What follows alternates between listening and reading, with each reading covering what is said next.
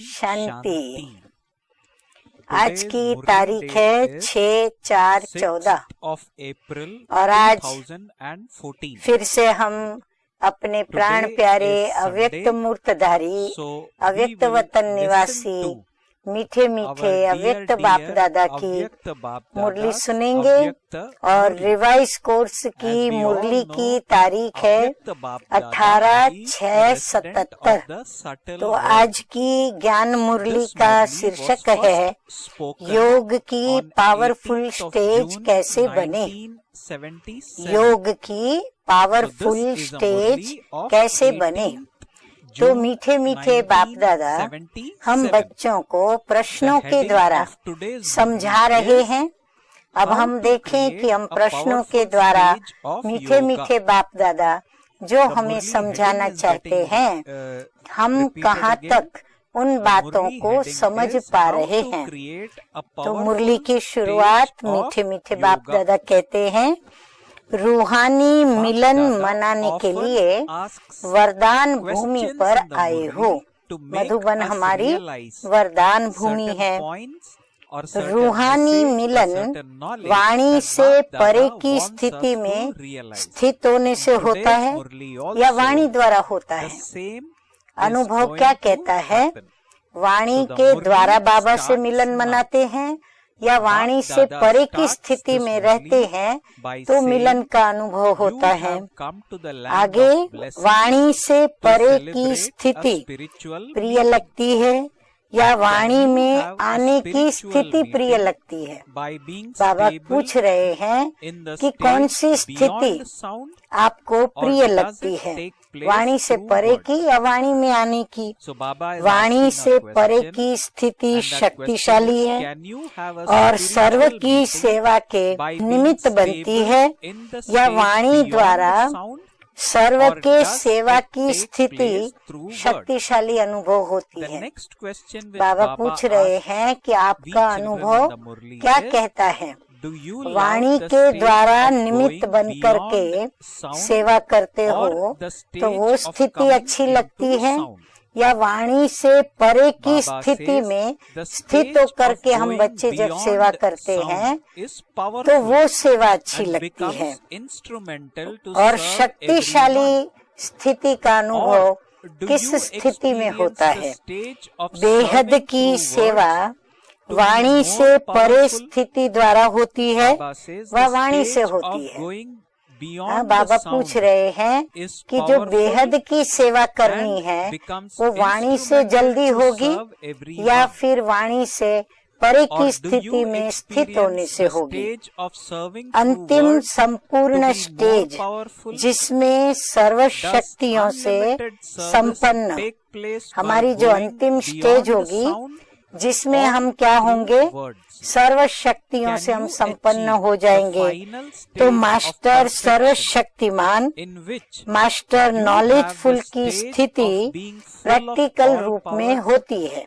अंतिम स्टेज में तो हमारे में सब हो जाएगा। ऐसी संपूर्ण स्थिति वाणी से परे की होती है, वह वाणी में आने से होती है। और ये जो अंतिम स्टेज है हमारी मास्टर सर्वशक्तिमान की या मास्टर नॉलेजफुल की, कि ऐसी संपूर्ण स्थिति हमारी वाणी से परे होती है या वाणी में आने से होती है। अनुभव हमारा क्या कहता है। तो ये मुरली आज पूरी जो प्रश्न बाबा ने पूछे हैं, सारे प्रश्नों को लेकर के मनन चिंतन करने की है, अपने से बातें करने की है, अपने अनुभवों को चेक करने की है, अपनी स्थिति को चेक करने की है। तो चेकिंग करते हुए हम अपनी उन कमियों को देखेंगे या विशेषताओं को देखेंगे। कमियां जहां देखेंगे तो उनको हम मिटाएंगे और जहाँ विशेषताएं देखेंगे तो उन विशेषताओं को परसेंटेज में बढ़ाने की पुरुषार्थ और यत्न में रहेंगे।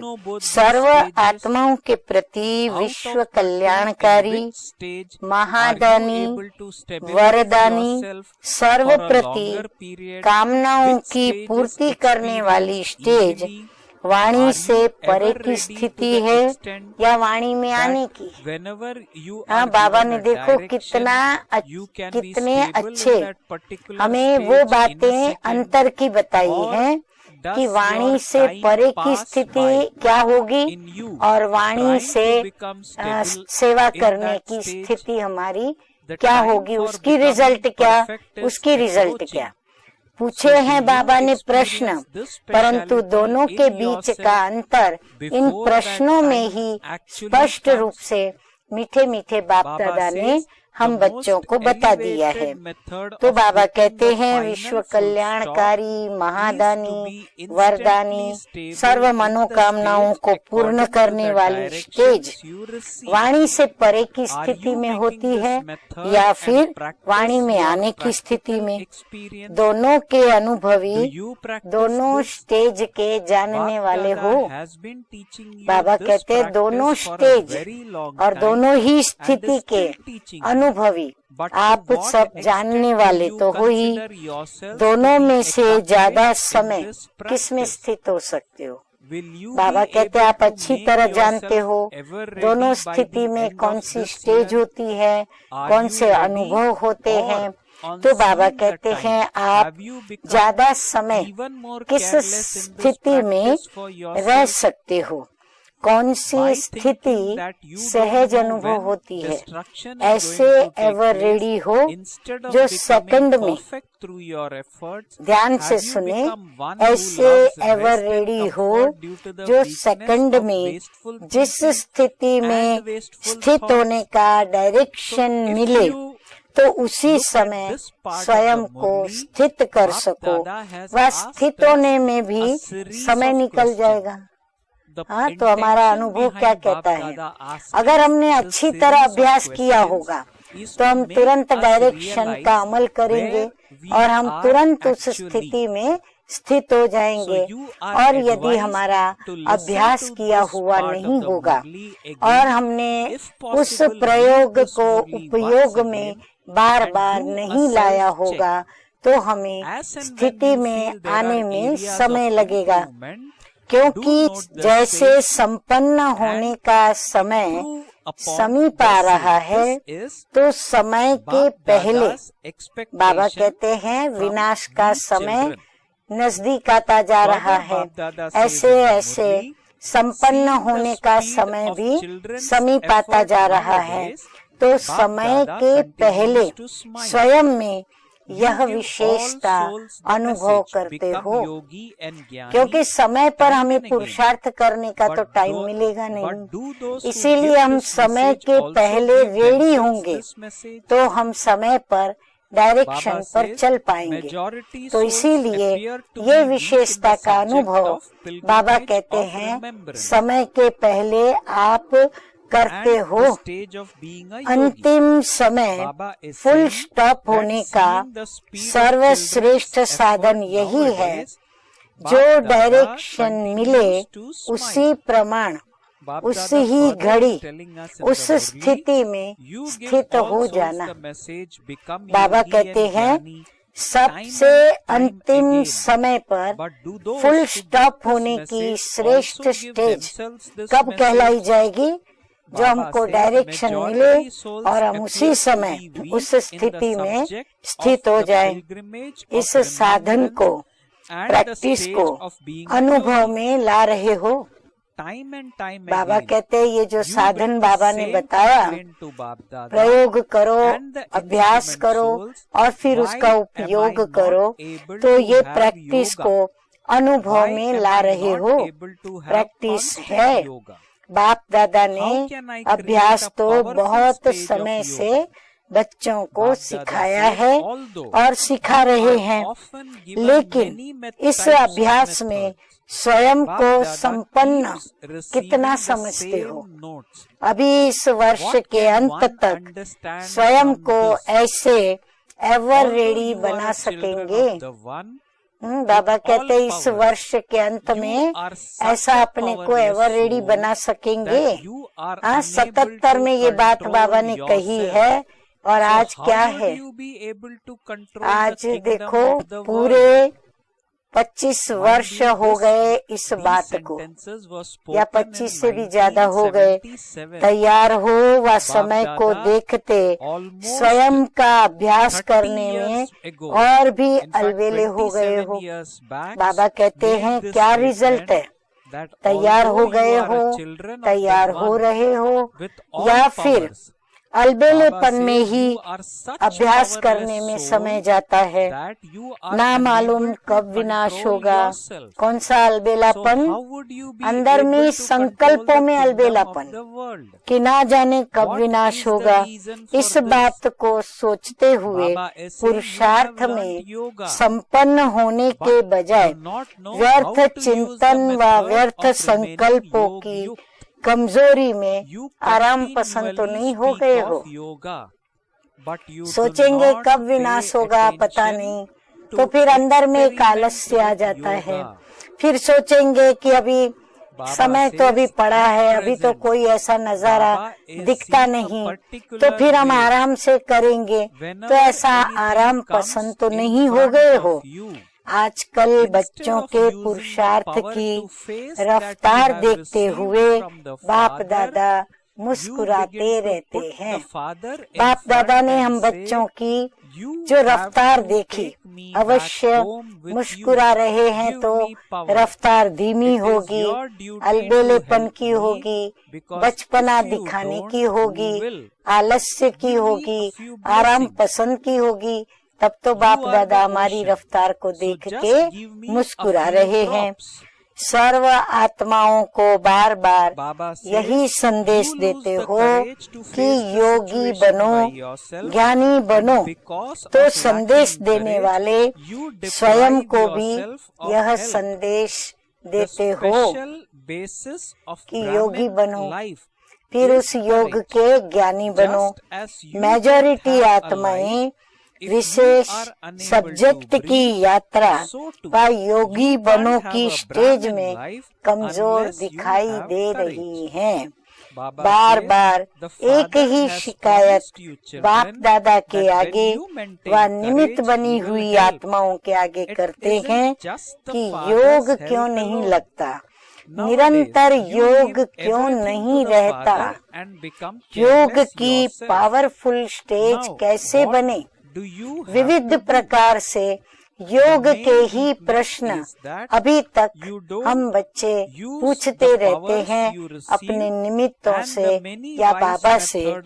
अनेक बार अनेक प्रकार की युक्तियां मिलते हुए भी बार बार यही चिट्ठियां बाप दादा को मिलती हैं।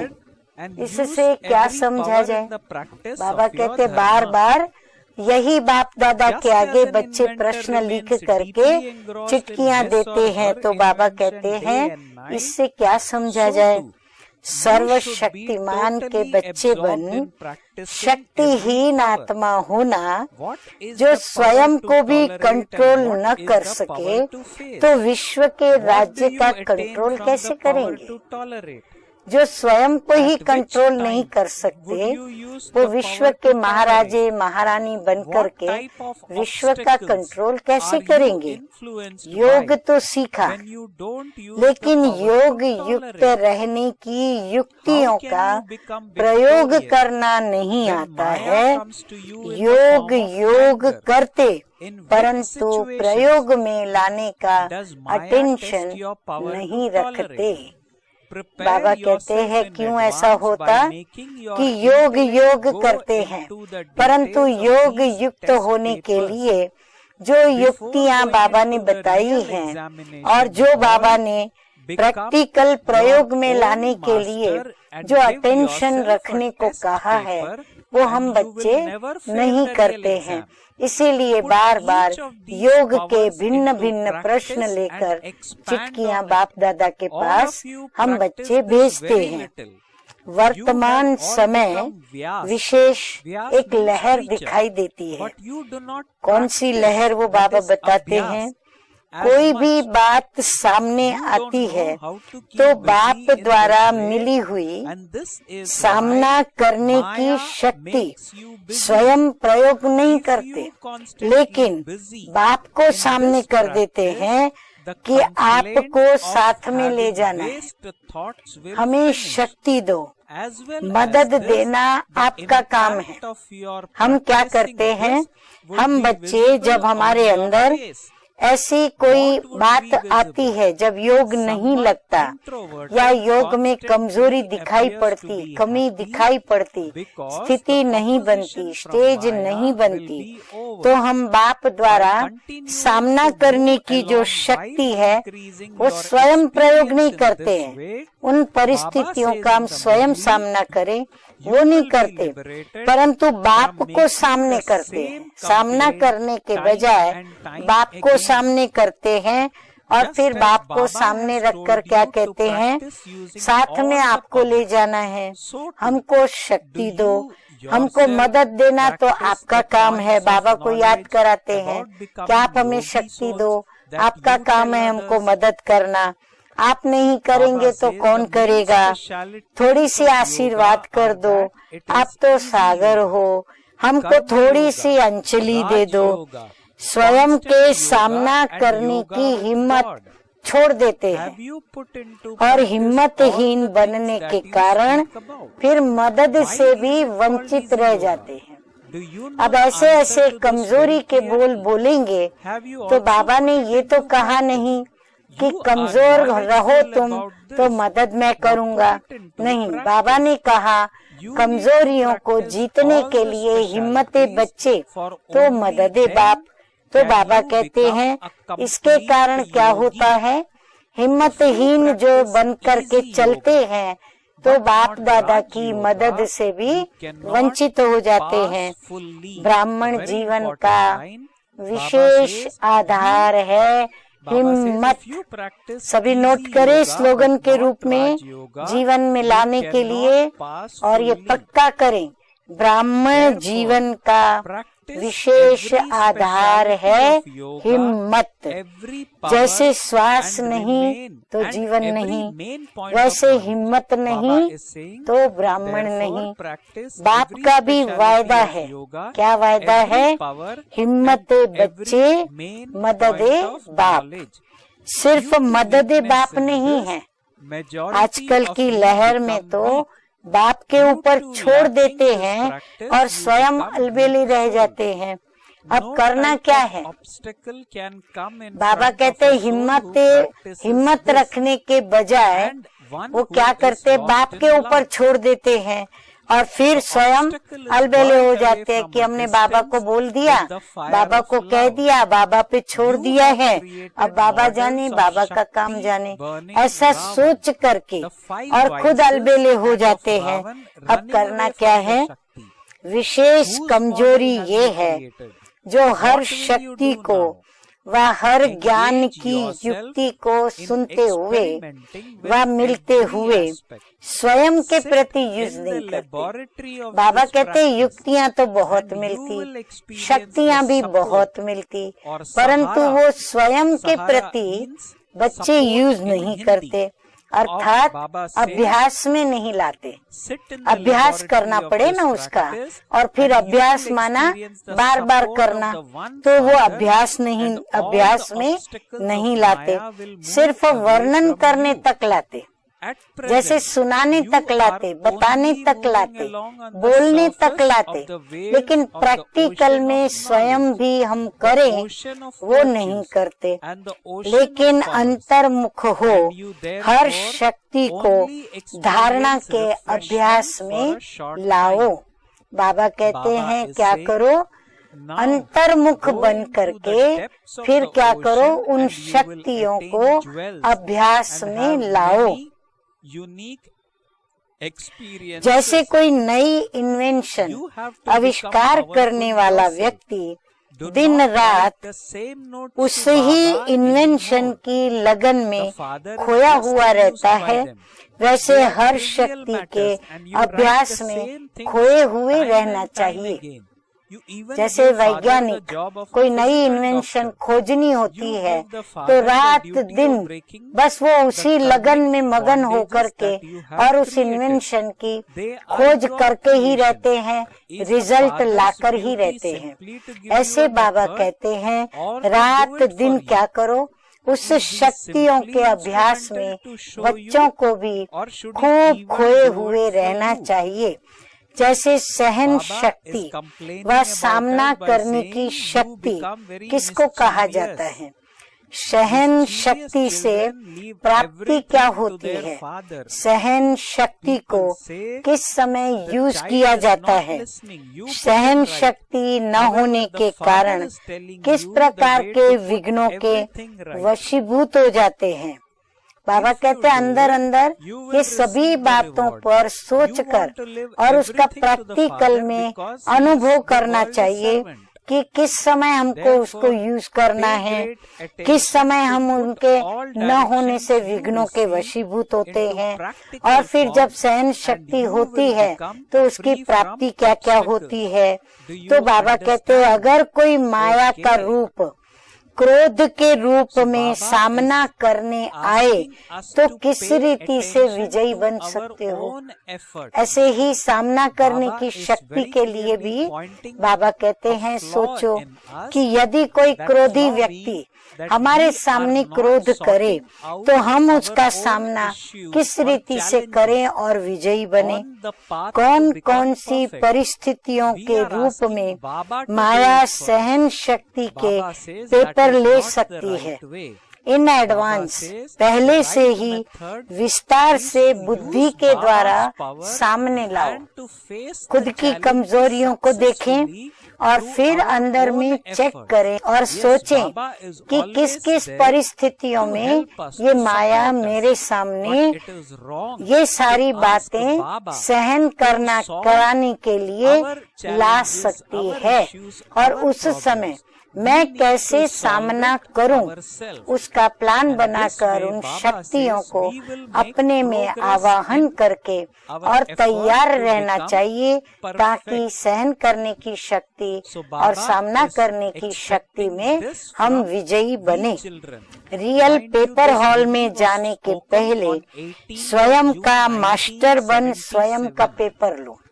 जैसे स्टूडेंट लाइफ में होते हैं तो ये अभ्यास करते थे कि जो भी हमारे प्रश्न पेपर होते हैं तो प्रश्न पेपर में कौन से प्रश्न आएंगे, खुद ही प्रश्न पेपर तैयार करते थे और उन प्रश्नों के उत्तर खुद ही उस टेक्स्ट बुक को बंद करके और फिर लिखते थे और स्वयं ही स्वयं को मार्क्स देते थे।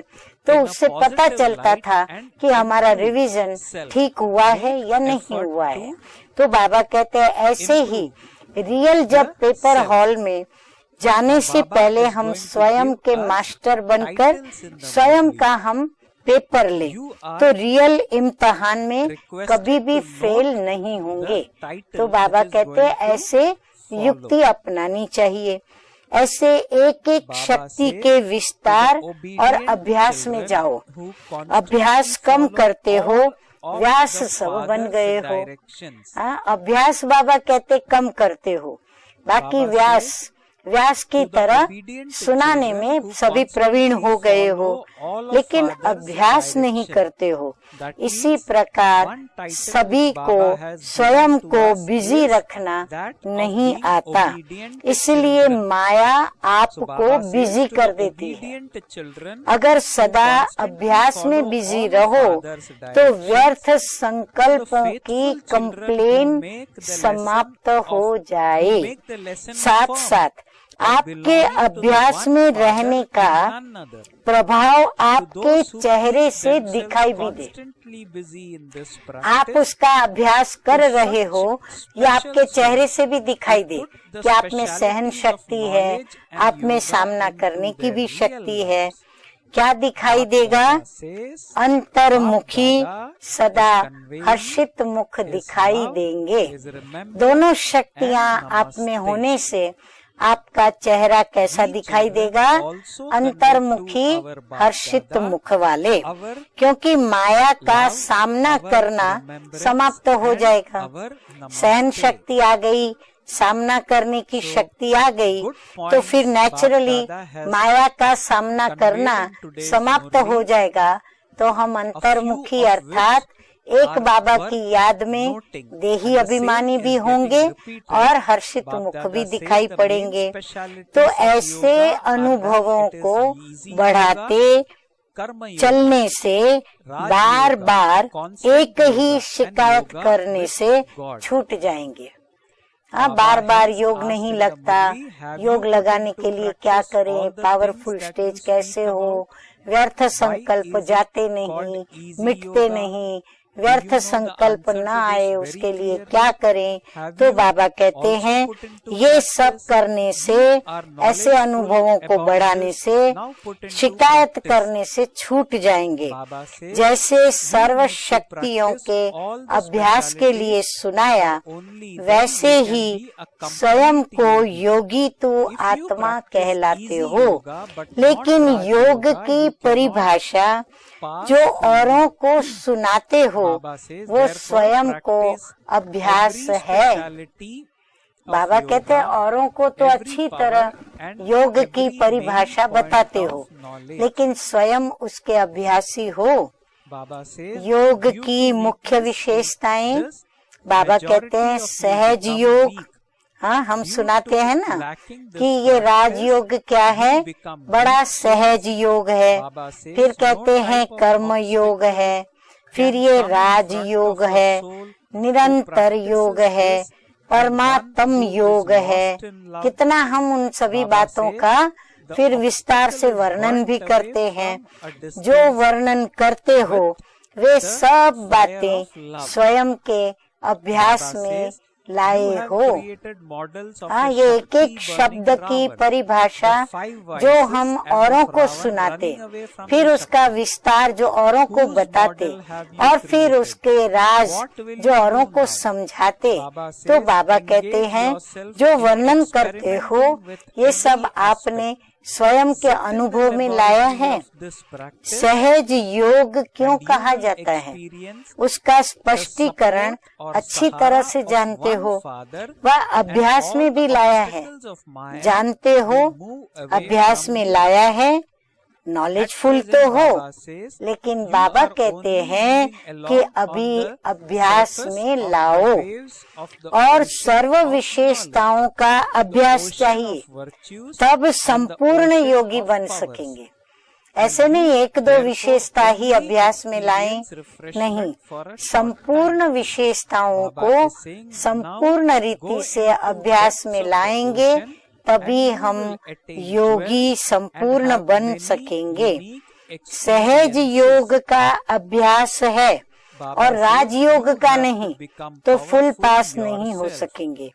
इसीलिए हर योग की विशेषता, ये जो ऊपर में 5 नाम दिए ना बाबा ने, सहज योग, कर्म योग, राज योग, निरंतर योग, परमात्म योग, स्वतः योग, सब ये हम जो योग बताते हैं ना, तो हर योग की विशेषता का, हर शक्ति का और हर एक ज्ञान की मुख्य पॉइंट का अभ्यास करो।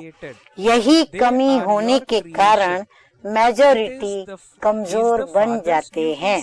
बाबा ने देखो कितना अच्छा कारण भी सुनाया, निवारण भी सुनाया और अभ्यास कैसे करो वो भी युक्ति सिखाई। वैसे अभ्यास की कमी के कारण ही आत्मा कमजोर बन जाती है। अभ्यासी आत्मा लगन में मगन रहने वाली आत्मा के सामने किसी भी प्रकार का विघ्न सामने नहीं आता। बाबा कहते जो अभ्यासी आत्मा है, लगन में मगन रहने वाली आत्मा है, उसके सामने कभी भी किसी भी प्रकार का विघ्न सामने नहीं आता। लगन की अग्नि से वो दूर से ही भस्म हो जाते हैं। जैसे आप लोग मॉडल बनाते हो ना शक्ति स्वरूप के, शक्ति से असुर 5 विकार भस्म हुए दिखाते हो ना, ये या भागते हुए दिखाते हो, तो ये मॉडल किसका बनाते हो? बाबा कहते हैं हाँ थोड़ा सोचो ये मॉडल किसका है, अभी क्या करेंगे? हाँ, हर एक के दिल ने जवाब दे दिया कि ये हम स्वयं का ही मॉडल बनाते हैं। तो बाबा पूछ रहे हैं कि अच्छा अब क्या करेंगे, हर बात का प्रयोग करने की विधि में लग जाओ। तो बाबा कहते हैं अभी ये हर बातों का प्रयोग करने की विधि में लग जाओ। अभ्यास की प्रयोगशाला में बैठे रहो तो एक बाप का सहारा और माया के अनेक प्रकार के विघ्नों का किनारा अनुभव करेंगे। अभी ज्ञान के सागर, गुणों के सागर, शक्तियों के सागर में ऊपर ऊपर की लहरों में लहरा रहे हो, इसलिए अल्पकाल की रिफ्रेशमेंट का अनुभव करते हो। लेकिन अब सागर के तले में जाओ तो अनेक प्रकार के विचित्र अनुभव कर ज्ञान रत्न, अनुभव रत्न प्राप्त कर सकेंगे। तो स्वयं भी समर्थ बनो।